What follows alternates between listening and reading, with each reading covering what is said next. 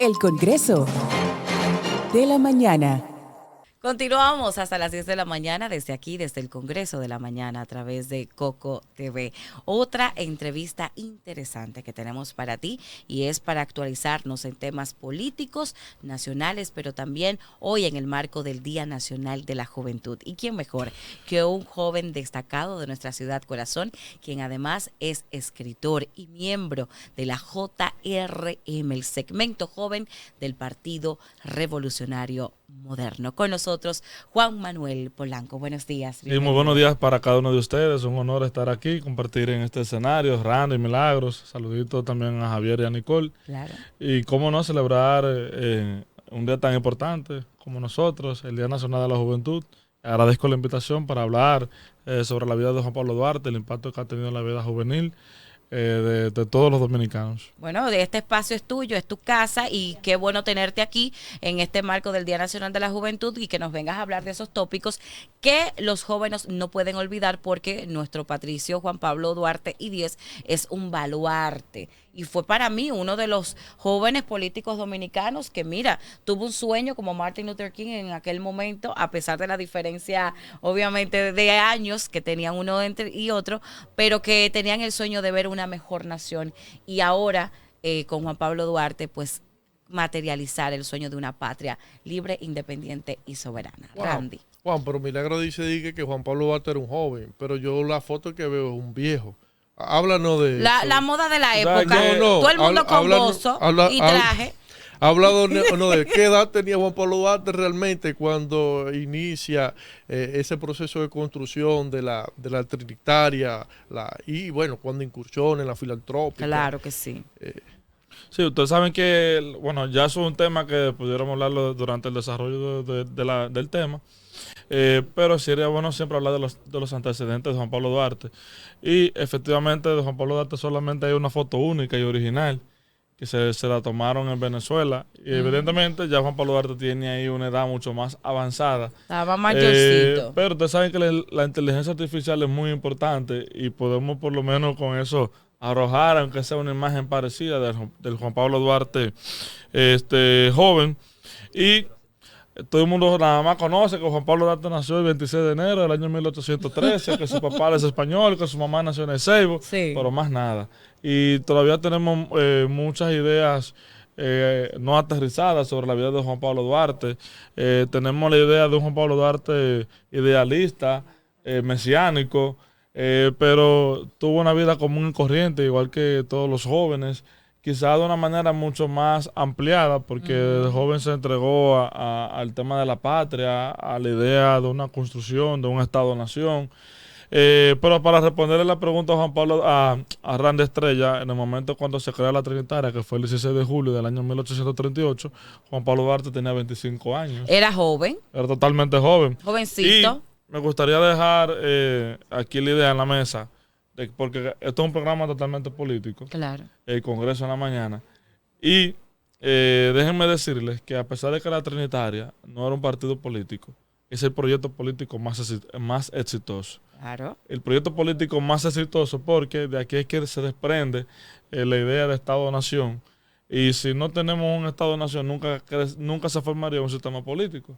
Y creo que debería siempre la Trinitaria, la idea de Duarte, ser el mayor referente político en la República Dominicana. Y precisamente un llamado a los partidos políticos que muchas veces se dicen ser duartianos y en la práctica no lo son.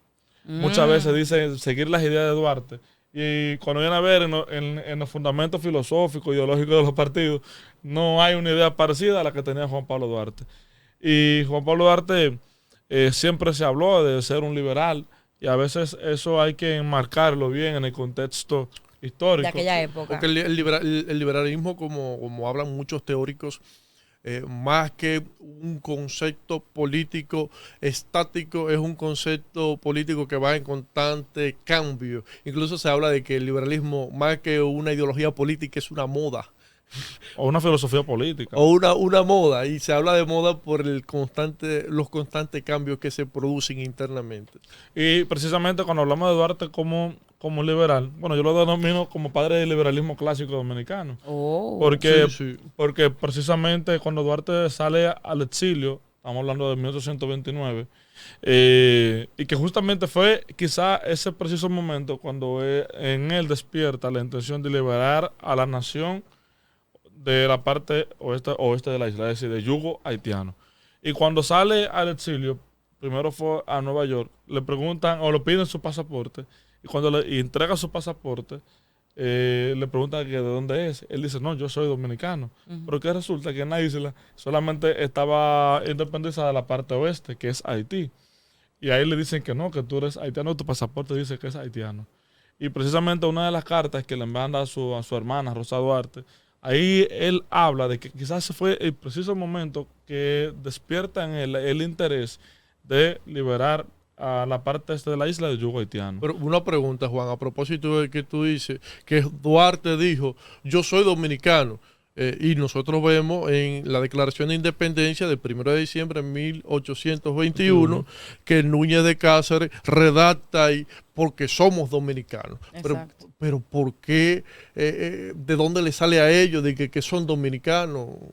¿De dónde le surgió Ustedes saben esa idea? Sí, es buena pregunta. Claro, ¿en qué momento se entiende que somos dominicanos? El gentilicio de ser Porque dominicano. muchos entienden que nosotros nos sentimos dominicanos a partir del 27, del Trabucazo, el 27 de febrero de 1844. Claro.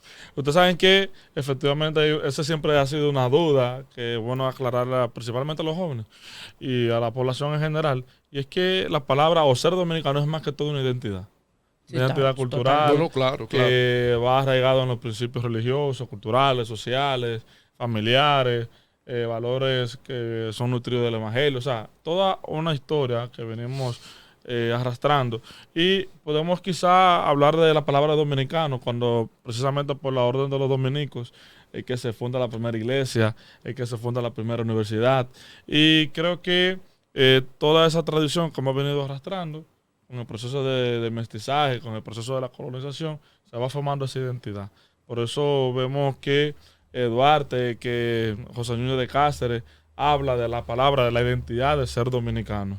Y aprovechando el tema, siempre es bueno decir aquí que cuando Jean-Pierre Boyer decide invadir la parte este de la isla, hoy República Dominicana, el 9 de febrero de 1822, José Núñez de Cáceres le dice bien claro que la principal barrera entre Haití y los dominicanos es la cultura. Sí. Que ese proceso de unificación... Y lo sigue siendo hasta el día de hoy. Sí, no se iba a concretizar. Y aprovechando el tema, déjenme decirle a la población en general que con el único comerciante español o el único comerciante que estaba en la parte este de la isla, hoy República Dominicana, que se opuso a firmar todos los pliegos que exigía el gobierno haitiano, fue el padre de Juan Pablo Duarte. O sea, que vemos una familia que sentía ese fervor patriótico, ese fervor separatista en primer lugar, porque nos separamos de Haití y ahí es que comienza el proceso de la independencia. Pero Duarte ha crecido en una familia que ha querido siempre velar por la independencia nuestra. Y aprovechando ya el tema de que cuando Duarte sale del exilio, en ese preciso momento, cuando le preguntan que de dónde es y él se siente como dominicano, la humillación que recibe, sale a Nueva York, después de Nueva York va a Europa y a pesar de que estuvo en Francia, en Inglaterra, en España, fue precisamente en España donde adquiere los principios liberales. Y cuando regresa al país, uno de sus profesores le pregunta que qué fue lo que más le motivó de todo ese viaje, que cuál fue su aprendizaje. Él precisamente le dice que lo que más le llamó la atención fueron los fueros y libertades de Barcelona, los cuales algún día él quiere traer a su tierra. Y vemos cómo Duarte, siendo joven, comienza a velar por los principios patrióticos de la parte este de la isla. Esa dominicanidad que ya había, cómo pretende materializarla, convertirlo en idea de Estado-Nación. Y comienza entonces su labor totalmente patriótica, ya el 16 de julio de 1838, como había establecido anteriormente, se forma la Trinitaria. Y creo que con la Trinitaria, bueno, que primero eran 9 fundadores, el más jovencito tenía 19 años, de los 7 miembros, de los 9 miembros de la Trinitaria. Y déjenme decirle que mucha gente se cree que Matías Ramos Mella, Francisco Rosario Sánchez eran miembros fundadores de la Trinitaria. Y no es así. Efectivamente no lo eran. O sea, Duarte con esos jóvenes comienzan a crear una serie de ideas, la implementan, la materializan. Y creo que cuando nace precisamente la sociedad secreta, la filantrópica, la dramática, que eran ideas donde se utilizaba el arte, el teatro dominicano para promover la independencia, ese sentimiento patriótico. Y creo que es justo aquí decirlo en este escenario, que ojalá en el Congreso se despierten un día y en la mañana promuevan una ley para declarar a Juan Pablo Duarte como padre del teatro dominicano. Ah, mira qué interesante. Solamente hay una resolución que le establece el Ministerio de Cultura, principalmente, bueno, creo que fue en junio del año 2020, 26 o 27, donde se otorga ese reconocimiento como ministerio. Sí, una resolución. Una resolución. Pero aquí no hay una ley que establezca a Juan Pablo Duarte como padre del teatro dominicano. Y creo que es el mejor referente a la hora de hablar de teatro dominicano, utilizando la figura de un hombre joven que utiliza el teatro para promover la idea patriótica. Sí, Y un la medio idea- de expresión de sus ideas. Que hay que destacar o resaltar la peligrosidad de esas acciones. Era un atrevimiento en esa época, por supuesto. Era un atrevimiento. Haití no tenía ninguna intención de en algún momento producir una separación entre la República, entre los dominicanos y la República de Haití, al punto de que y oficializan el creol como idioma oficial De este lado. en esta parte de la isla también, lo cual tenía como objetivo influenciar en la cultura de los dominicanos sabes y convertirlos en haitianos. Es que eso pasa históricamente con todo el que llega y coloniza, o sea, impone su criterio, su cultura, su idioma, su religión, todo. Sí, no Eso fue lo solamente... que él quiso hacer Haití en su momento Sí, acá. que no solamente establece el creol como idioma oficial en toda la isla, además todos los pliegos, las exigencias, los pagos de impuestos del gobierno haitiano, sino también que ellos tomaron quizá una medida muy drástica que fue el cierre de la Universidad de Santo Tomás de Aquino en el año 1823. Y por eso Duarte no tiene nunca tuvo una titulación oficial de una universidad. Él sí tuvo mucha formación ideológica, filosófica, pero no tenemos registro de que haya incluso terminado algún estudio superior cuando emigró al exilio. Cuando se habla de que Duarte era un masón, ¿a qué hace referencia? ¿Quiénes eran los masones? ¿Y por qué se dice que Duarte lo era? Sí, Serrano, tú vienes con una clase de preguntas media fuerte. Está buena, yo tengo otra después de esa. No, ustedes saben que Duarte sí, evidentemente era Sí, masón, pero hay que establecer aquí que la idea de masonería en la época del siglo del ¿Quiénes XIX, eran los masones? y Duarte incluso recibe el grado de maestro, una escuela de masonería, una orden masónica en ese entonces, pero la masonería en ese entonces era vista como una corriente filosófica en busca de la verdad. Exacto. Eran los intelectuales. Eran los intelectuales. Eran los Eso eran intelectuales. los masones, un club de intelectuales. Los masones eran los intelectuales de la época. Sí. Duarte era eso. Duarte era un intelectual, un tipo que se interesaba por la filosofía, por la teología y por otros aspectos y otros conocimientos de la época que lo enmarcaban dentro de lo que hoy es la academia. Básicamente. No, eso. evidentemente. Y para despejar toda duda que pudieran tener ustedes y también las personas que nos están viendo, recomendaría aquí un libro del historiador Juan Daniel Balcácer. Muy Y bueno él habla ese- de que Duarte ese nunca libro. fue excomulgado de la Iglesia Católica, porque precisamente como era etiquetado masón en la época, que lo era, pero nunca fue excomulgado de la Iglesia Católica Romana y Apostólica por el hecho de ser masón. Para ir cerrando y hablar del Duarte joven, tú decías al principio, Juan, que Duarte era un joven común y corriente. ¿Qué aspectos de su personalidad, de su estilo de vida, se conservan en la memoria histórica, ustedes, los historiadores que escudriñan, que escarban ahí en el pasado, han encontrado de Duarte? Como qué le gustaba, cómo era, rasgos así de su personalidad, como un joven de su época. Ustedes saben que Duarte, siendo joven, tuvo relaciones amorosas también, común y corriente como Yo me los imagino. demás. Pero venga acá, pero Incluso no. se llegó a comprometer, lo único que nunca contrajo matrimonio con ambas mujeres que llegó a tener una relación formal. Pero además de todo eso, era una persona que le gustaba el arte, le gustaba la poesía, le gustaba la música. Pero siendo joven, creo que el mayor legado que nos pudo haber dejado fue el proceso independentista, porque entregó todo su alma, su cuerpo, su mente, su espíritu a la causa independentista. Y creo que hablar de Duarte, tendríamos siempre que resaltar eso. Quizás no hay mucha evidencia empírica que nos permita a nosotros decir que, bueno, siendo Duarte joven, hacía este tipo de cosas, porque siempre estuvo involucrado una serie de circunstancias que desencadenaban o lo llevaban siempre al tema independentista, porque cuando vemos que va a Europa, era siempre para recibir formación ideológica, filosófica, es decir que a pesar de que siempre vamos a decir que cuando Duarte era joven siempre se entregó a la causa independentista, creo que nunca hubo una circunstancia que lo llevara a hacer cosas más allá de lo que le atenaba. Una última pregunta, Juan. Cuestiones de tiempo, así Sí, rapidito. debemos cerrar. Así rapidito.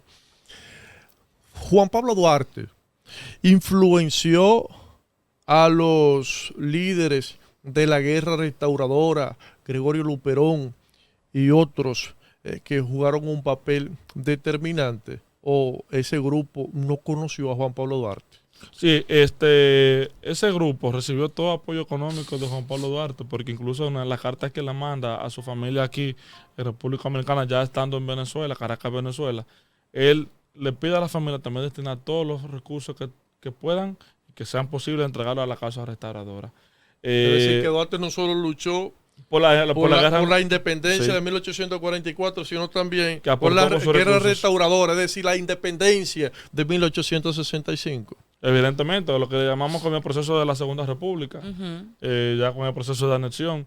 Y aprovechando este tema que Randy ha traído a la mesa brevemente, déjenme decirle que cuando Duarte llega al país, estamos hablando de marzo, a mediados de marzo del año 1844, porque estaba en el exilio, recuerdan eso, en el proceso ya cuando se declara la separación de la parte este de la isla de Haití, y le entregan unos recursos para precisamente unirse a Pedro Santana y luchar contra todas esas escaramuzas que venían desde Haití por la parte de la región sur, y se le entregan 1,000 pesos. Y Duarte hace una rendición pública de de cómo utilizó esos 1,000 pesos, y le sobra 127 pesos, si no me equivoco, y le entrega un informe a la Junta Central Gubernativa de cómo utilizó esos recursos. O sea, que vemos un Duarte de ejemplo, de integridad, de transparencia, un servidor público que lo hizo con mucha honestidad. Sí, muy honrado. No, definitivamente. Bueno, Juan, tenemos que cerrar, Randy. ¿Alguna inquietud más? Un reguero más. Un reguero. Pero lamentablemente no hay tiempo para más. Pero vamos a invitarlo nuevamente a Juan para que nos hable, aparte de esos principios éticos, sí, y que los llevó a las acciones de Juan Pablo Duarte, también que nos hable en una próxima del Duarte institucional y el compromiso tan grande que tenía con que la República Dominicana se desarrollara como Estado, al punto de que cuando le ofrecen la presidencia, sabía que eso iba a entrar en conflicto, iba a provocar una división interna, y muy probablemente la lucha por la que se había tanto trabajado, posiblemente los haitianos iban a recuperar esta parte de la isla nueva vez por una división interna, y prefirió apartarse. Pero bueno, en una próxima, Juan, claro que sí, nos amplía este encuentro sobre eso. Merece una segunda parte que prontamente estaremos coordinando aquí en el Congreso de la Mañana. Juan, agradecerte tu visita, tu tiempo y tus conocimientos. Con esta despedimos el Congreso de la Mañana.